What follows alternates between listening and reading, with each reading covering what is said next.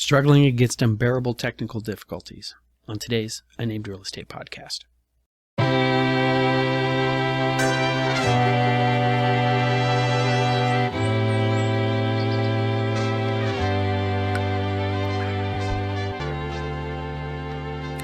Hi there.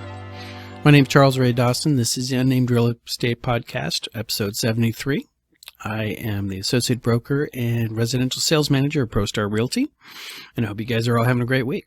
So today is June the 22nd, and I'm recording this on Wednesday because my Thursday looks really, really busy, and I'm not sure if I'm going to be able to get everything out. And I got spare time right now, so do the work now. Don't procrastinate until your homework's due tomorrow morning and it's 12 o'clock at night. It only took me about 18 years to figure out that lesson. So anyways, so a lot of things going on this week. Last week I promised you we were going to be covering how to price your house. How do we do a CMA? How do the professionals do a CMA?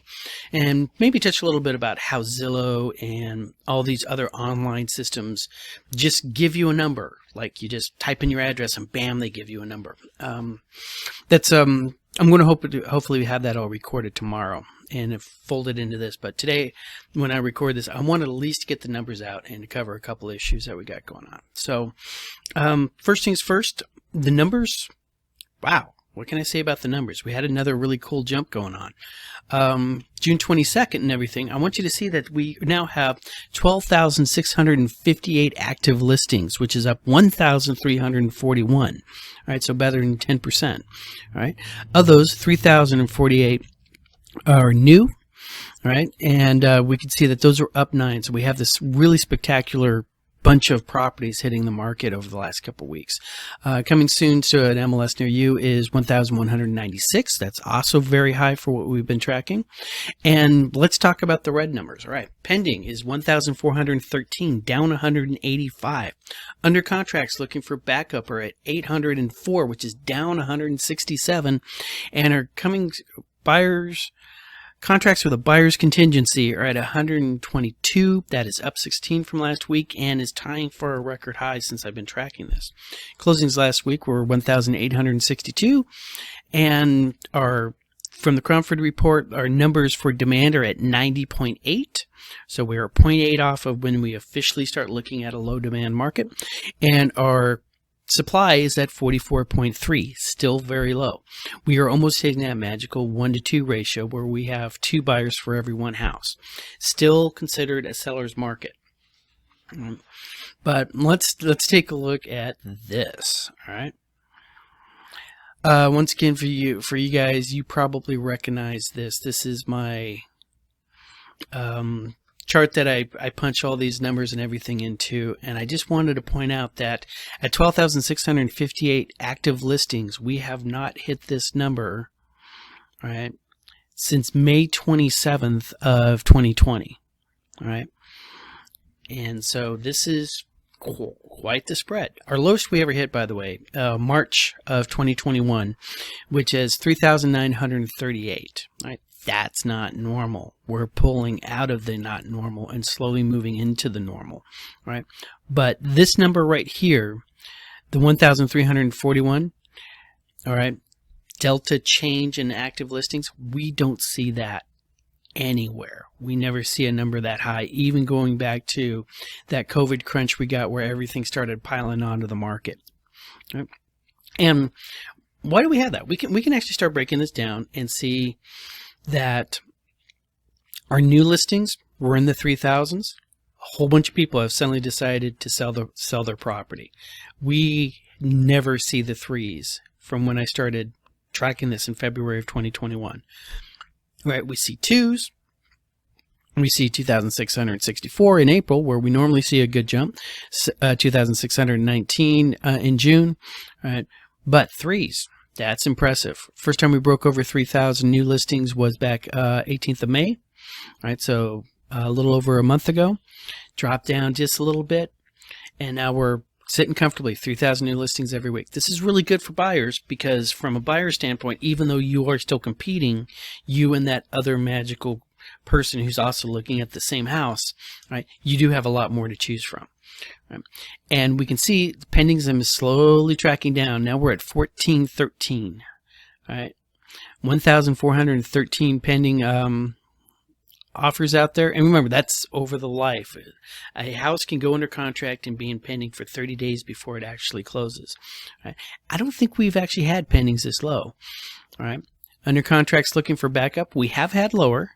All right, down here at 747. All right, but this is definitely trending down. And the big canary in the coal mine that I like to track is contracts with a buyer contingency.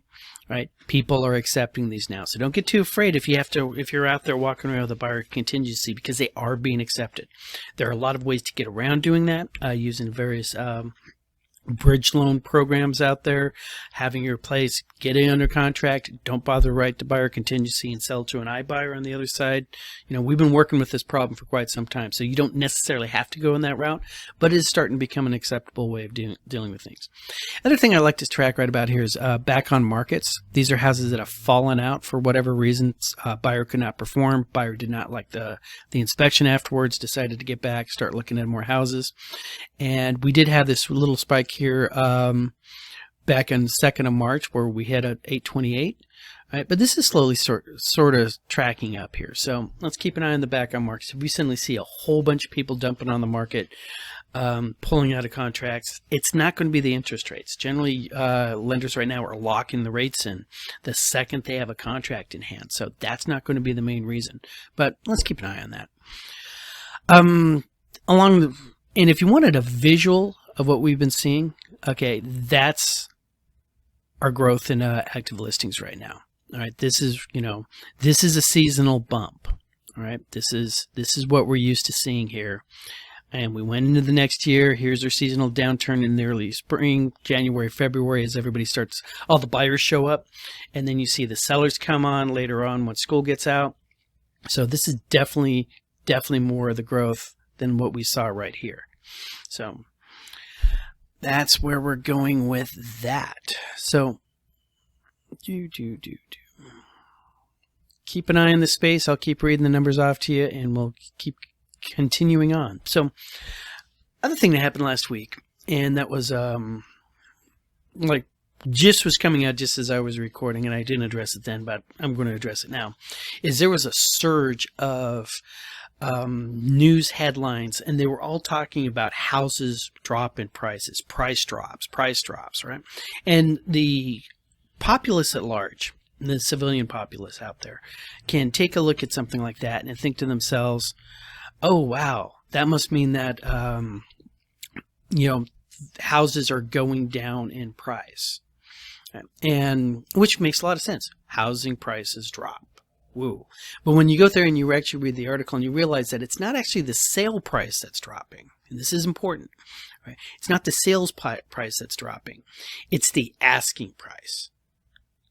Right? The seller puts a house on the market and they put an asking price on there. That's not guaranteeing that the house is going to sell at that. Right? Last year, it usually meant that it would sell higher. Right? Years before, back in 2012, 2013, 2014, that was their asking price, but you can be completely comfortable coming in with a lower price offer on something like that. But that's the ask. So don't think of don't think of that as a sales price when you see it on the listing. Think of it as that's the ask. All right.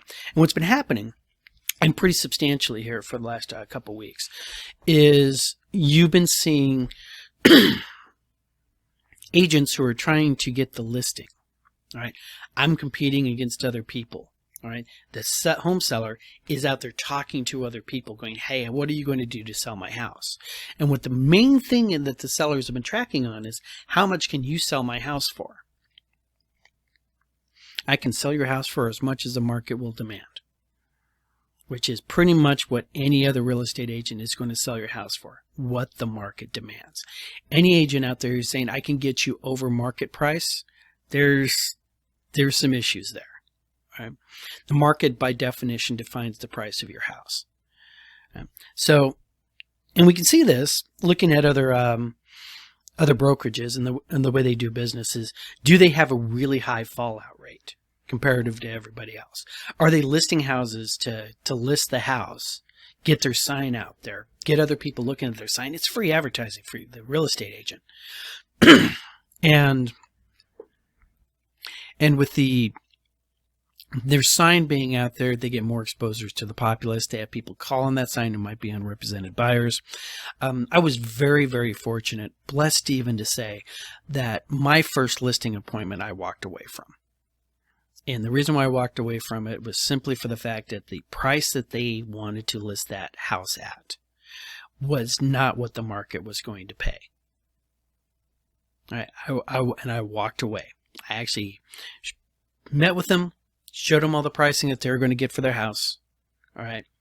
Showed them my comps. They pulled in 2 other addresses. They want to know about these 2 addresses. Fortunately, I'd done my homework, and I knew every house that was going on within a square mile of that one. And I already had them out. And I sat there and I said, yes, these houses are listed for twice as much as yours are. Yeah, they're roughly comparable to yours, but they have features and other things going on that makes those houses more desirable. Lots are bigger, that kind of stuff. Right? But they're still overpriced. And the reason why I could tell that they were overpriced is, like, I think one was on the market for 270 days and the other one was just pushing a year, and they were both listed by the same agent. Right? That's an agent who's just out there trying to get the listing, and he allows that house to be put on the market overpriced, knowing that sooner or later, A, they'll be able to talk the seller down to a more reasonable price, B, they will get an offer at a lower price and get enough offers at the lower price that the seller finally gives up and accepts one of those. All right. Or 3, they just it never sells, but they get a free sign out there. They get to put their sign up there. They get the free advertising. So I walked away from that point and gave him the phone number of the agent who was listing those houses at an overpriced. And said, if you really want to list at the price that you want, all right, you should give him a call. He'd be happy to take your listing. And they did, because he took the listing. 180 days later, that house is back on the market, right, with another agent. Not me and not the other agent that they had originally listed with. They eventually wound up listing, ironically enough, with a third agent who must have had a really better explanation of why you were overpriced and why you need to be that. And they actually did wind up eventually selling that house for less than what they purchased it for. All right. Less than what I could have got them at the price point when I told them we can list it at this and get an offer. Right.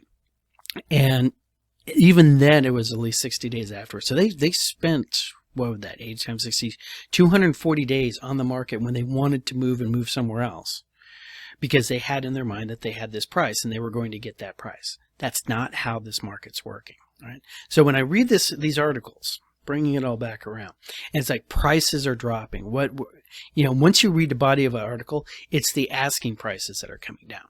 Right? People are initially putting their house for sale up here, right? Calculating all their comps, but then adding a certain percentage on top of it because, hey, the market's really hot, we can get more than that, and maybe we'll get the cash offer. Everybody's always looking for that cash. Oh, we'll get the cash offer at a ridiculously high price. And I keep trying to explain to people is that people who have a lot of cash tend to understand money so they can eventually have a lot of cash, and they don't spend a lot of cash in silly ways, like overpaying for things. That's how they're able to keep their cash. So we took so when I'm reading this article and it's just the asking price is dropping, what I see is that a little bit of sanity is turning into the market, and we can't just throw a house out there at any, that joke I used to tell about my neighbor's daughter leaving her Barbie playhouse out on the front lawn. Wake up the next morning, you got 3 offers on it. All right. Doesn't happen anymore. Houses need to be prepped. They need to be staged. They need to be put on the market. They need to be properly marketed by the real estate agent. All right. With good photos, not iPhone photos. All right. Maybe a virtual tour system. All right. Maybe a drone. All right. Especially for houses with really killer lots. If you have a house that's a really killer lot, you really need that drone photo in there. Or if you're like right across the street from a golf course, or you have that's when drone photos really pop. All right. But basically, real estate agents have to work. All right. So what you see when you see those price drops and these articles who are talking about the price drops, remember, it's the asking price. So I actually tried to find some of those articles here, and I wasn't able to come up with those original ones. I actually thought I had bookmarked them, and either I couldn't find what folder we got bookmarked into or what. But just over, doing a Google News search, which is always a lot of fun because it'll go, here's one: home prices could fall in some cities following sharp increases. NPR. I read this one earlier. Arizona was never mentioned in that article, but we have 5 signs the housing market is slowing down. All right, 2022 summer housing predictions. Right, with the interest rates. All right, here's one: Fortune magazine. We're in a historically overvalued housing market, and these cities could see home prices drop 10%. Still, not Arizona. All right, signs that are pointing to a slowdown in the housing market. All right, will the housing market crash? All right, and then there's and you can go out there and read these things on your own. Always, trust but verify. All right, if I tell you something and provide you a link, go out there and take a look at the links, see what they have to say. All right, and for some reason they bring in New Zealand. All right, but here's Duke experts talking about gas prices, inflation, interest rates, and the housing market and other important issues. And with the headline, "Don't expect these things to drop soon." Right, so. How to prepare for a slightly cooler summer home buying season, according to 3 experts. Time magazine, it's expected to be a strong seller's market, but cooler than what it has been. Home prices aren't forecast to drop, but are likely to rise. Constant reoccurring thing. And when you look at these articles up here where they're talking about houses are dropping, remember, it's clickbait.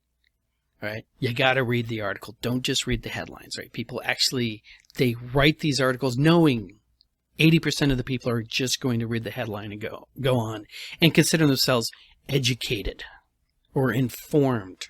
I read 37 headlines yesterday. I know everything about the world. No, you don't. You didn't read the articles. Read the articles. All right. So when we sit there and like this thing, like this Fortune article, this came out a month ago. All right. And I think you need to subscribe to this one so you can't actually go all the way to it. But a couple of these articles, I was literally going through and doing an Alt F Arizona, Alt F Phoenix, right? And they all these cities that they were talking about, right? Which I find is really interesting because if you sit here and you look at, all right, this Phoenix Mesa Chandler is actually saying that we're overvalued, but they're still not expecting a drop. My God, what is going on here?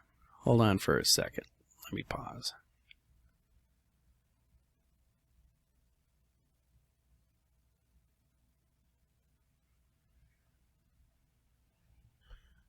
I just got that sudden sinking feeling that for whatever reasons, I'm pretty sure my recording system wasn't recording as well as I was thinking it was. So that's why I just did that little stop and everything like that. And if so, I'll just edit it out. So you'll suddenly realize, hey, why did this just suddenly jump forward to Ray having this conversation? Because technical issues.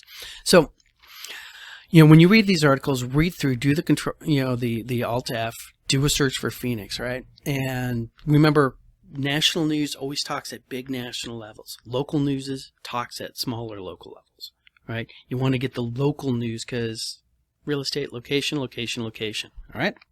So that's that part. All right.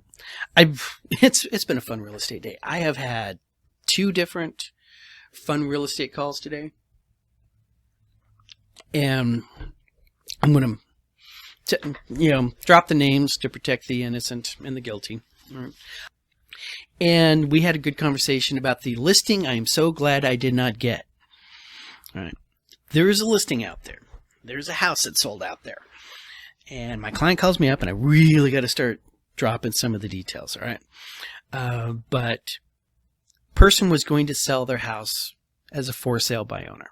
Now, like I've said before in the past, and I'll say it again until proven different. People sell their houses without using a real estate agent for one of 3 reasons. All right? I am cheap and smart, and I can do the job better than a real estate agent. So I'm not going to spend that money. Number 2,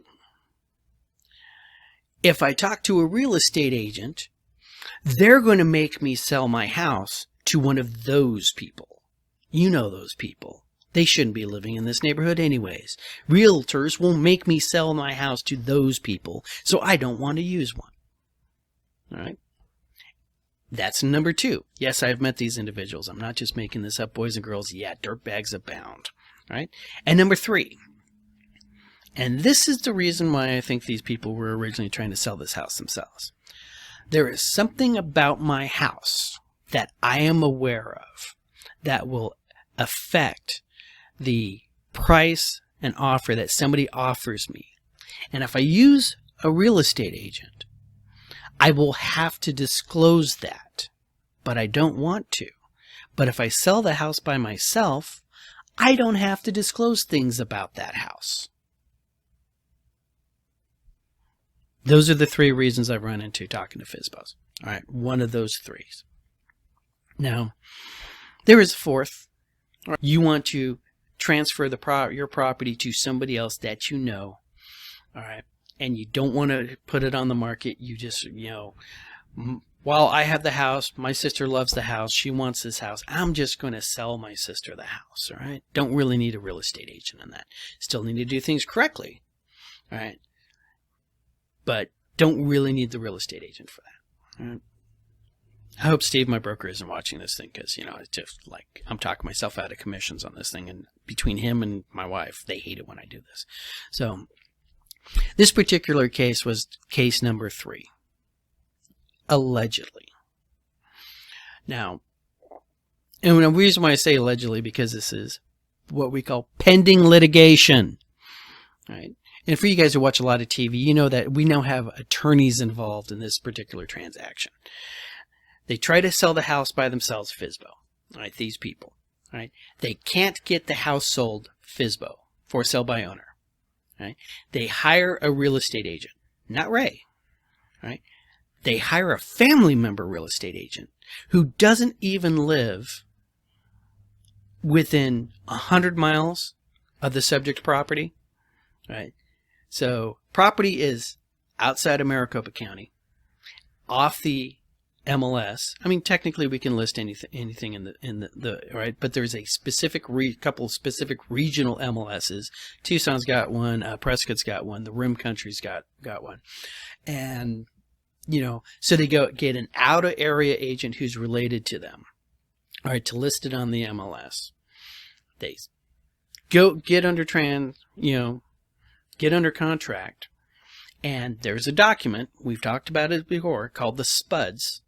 The seller's disclosure, right, and seller's property disclosure, right, and they fail to tell the buyer, allegedly, things they allegedly know about the property. Now, my client, the person who's telling me about this, informed me that this property has had a problem, has had lots of problems over the last 25 years, amount of time that they've lived in there, raising their kids. They've known about these problems with the house. They've constantly had to fix the problems with this house, right? But the new homeowners, right, suddenly start discovering all sorts of things about the house, including a black organic substance that may or may not be black mold, right? And the reason why I say may or may not, because we actually have to get the test results back from the lab to be able to see what that is, right? But long story short, they got themselves an attorney, and they are now suing said sellers with that attorney, all right, for the original ask on this one was reported to me as $250,000. So $250,000 worth of house. Actually, $250,000 lawsuit on a house that I believe they sold for right around the 500 mark. Because, yeah, I comped the house out when I was looking at it. All right, so that's where we are, or where they are at right now. So, and I love this story. And I even told my client, it's like, I'm using this on the podcast today. He's like, yeah, I'm using this on the podcast today. All right, here's a couple things, right? You have a for sale by owner. Person does not know what they're supposed to know, right? That SPUDS and is it helps the seller solve their legal obligation of disclosing to the buyer what they know about the property.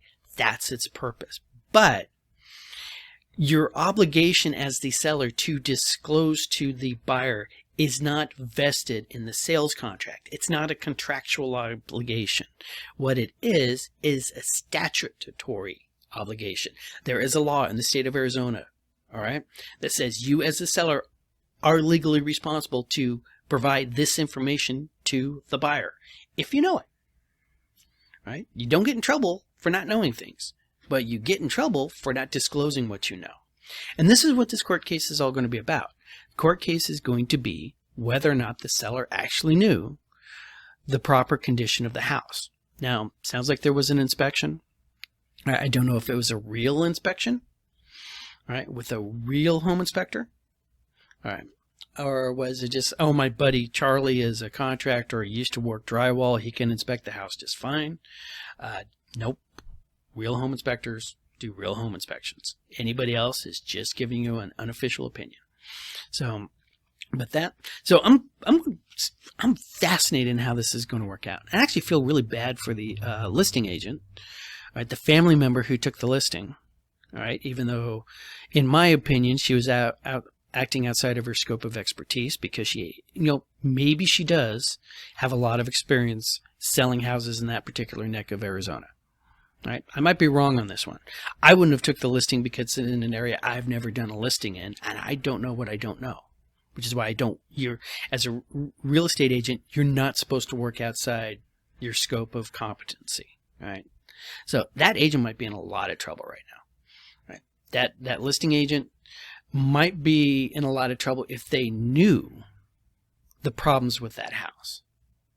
All right, so let's have some fun with this thing. We take this to court. All right, we're on the buyer's side.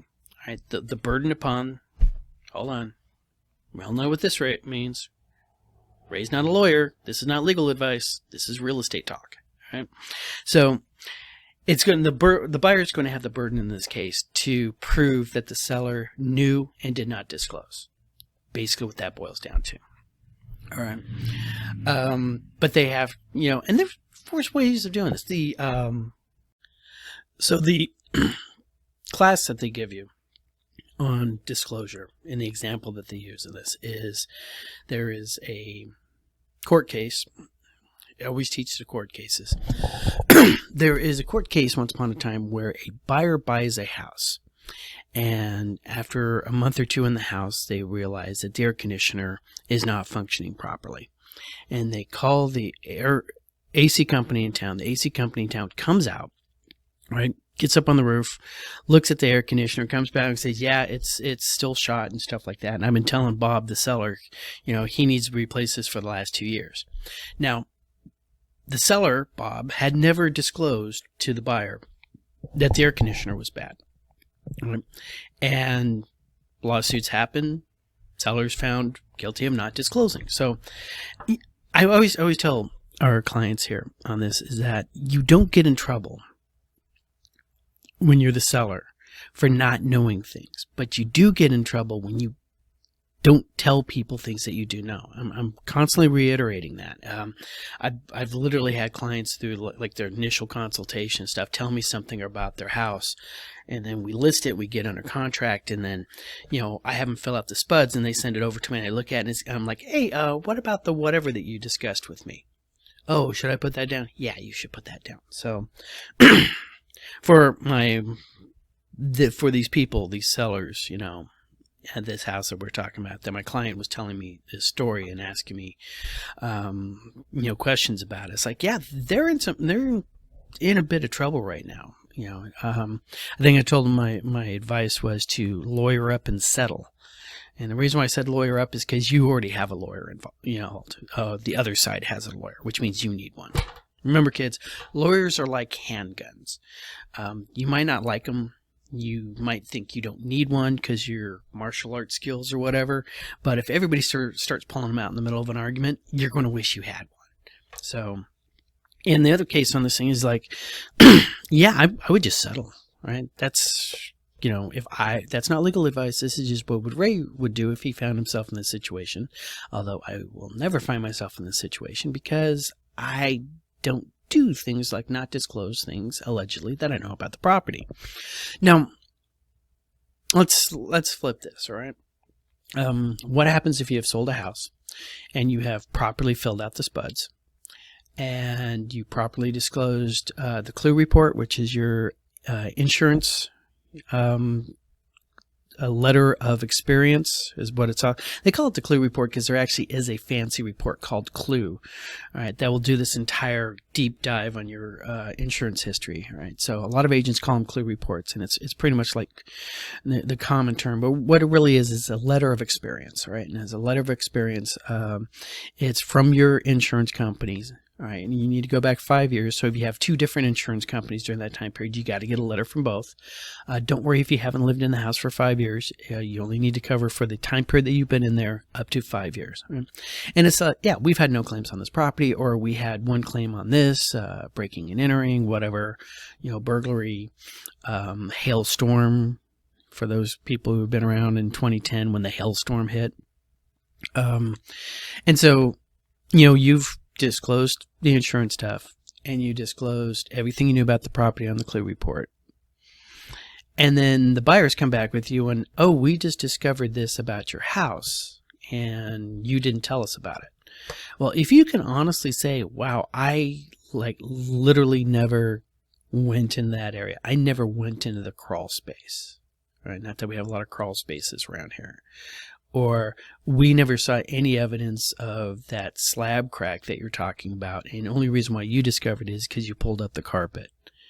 Right? These are things, okay? You don't know, right? You can't get in trouble for not knowing, right? So, and there's a lot of times when these things happen, you don't know about the property. We went up into the attic and we discovered this.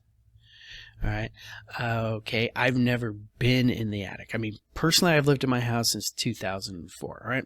The entrance to the attic, all right, is from the roof line, all right, up on top of the roof. All right. And I have to take off the vent right there. Right. And I've never been farther than maybe 10 feet into my roof. My attic space. One, it's 100 freaking million degrees in there. And two, it's got, just tons and tons of insulation. And you don't know where to step. And I don't want to suddenly wind up in my bedroom, all right, from the ceiling. All right. So haven't gone, all right. But if some case we sold our house and a buyer came up and let's say they had a contractor, they were replacing, let's say the insulation up there or doing some sort of work, and they get all the way in the far side of the attic that no human being has ever been to. I don't even think my home inspector went that far in when I bought the place. Right? And they go all the way in there and they suddenly discover something, an issue, all right, that I did not disclose because I was not aware of. Can I get in trouble for that? No, you can't, because you don't get in trouble for what you don't know. Right? But there's a reason when I hand the spuds, right, the seller's property disclosure, and I hand them over the spuds to fill out in their own handwriting. I don't write it for them. Agents don't write that down. It needs to be your handwriting, your paper. You can load it up on a PDF or you want to get all typey with it. But the reason why we don't do that is because that's your statement. Right? And I tell sellers when I hand this to them, right, if you get sued as a seller, odds are it's going to be this doc. This is the document that gets you sued when you fail to disclose something that you know about. So I also mentioned that I felt, sort of awkward for the agent on the other side. I mean, they're working outside of their scope and everything. As a family member, I think that they have some exposure there as a family member. If I'm the attorney for the buyers and I'm because, well, first you go after the buyers. And then when that's all said and done, you go after the real estate agents. And the other side's real estate agent is the easy one. All right. Especially when it's like, oh, so how did you know the seller? I know the seller because they're my sister or whatever. And so have you ever been to their house? Oh, yes, we go up there all the time for Christmas. Every Christmas you spend there? How many Christmases were that over the last 20 years? 10, 12, right? 10? Can we say 10? Let's say 10. All right. In those 10 times, did you ever experience anything? All right. When the agent has that personal knowledge of a property, they are obligated to disclose that. Because remember, we have to be fair and equitable to everybody in the transaction. All right. If I know something about a house I'm listing, all right, the other side gets to know about something. And that goes back to where we're talking about this for sale by owners, all right? They know that their agents are going to say stuff, all right, that they're required to. And for you, it's just selling a house. For us, it's our careers, right? Nobody wants to throw their career away on, just use an example that I know of, but it was not involved in my brokerage, a septic tank, all right? I know where there's a septic tank, all right? And I know the owner agent who sold a house without disclosing said septic tank to the person who bought their house. All right? And you know what? The buyer now knows about that too. So, yeah, that's an entire phone call. I mean, this conversation has taken so long, I've actually had to change shirts. And it's just because it's now Thursday, and I was having technical issues with that recording, and I just got done editing and all that, and realized that because my hard drive filled up, I stopped recording at 30 minutes on that. So, and I had a lot more to talk about. Oh my God, I have so much stuff to talk about today. But I think I need to wrap it up. I got one of my agents are coming in here in about the next 10 minutes, and we're going to go over some things. I am still working on the how to value your own property, how we do it as professionals. I'm still trying to get some really good examples. I had a blog post that I realized I had a blog post that I wrote about 3, 4, 5 years ago. That was probably my best work at describing this, and I actually managed to get 5 different properties with the exact same floor plan, and I had picture comparisons of why the houses were different in value. And because I'm no longer using that hosting provider, I think I lost most of that post, but I'm trying to find at least the notes on that. So, long story short, I'm done. All right, so you guys have a really, really great weekend. Okay, once again, okay, another kid pulled out of a pool 2 days ago. All right, seriously, people, let's take care of this. All right. Watch kids, pets around the pool. Guys, have a great weekend. Work your circles, and I'll talk to you guys all later.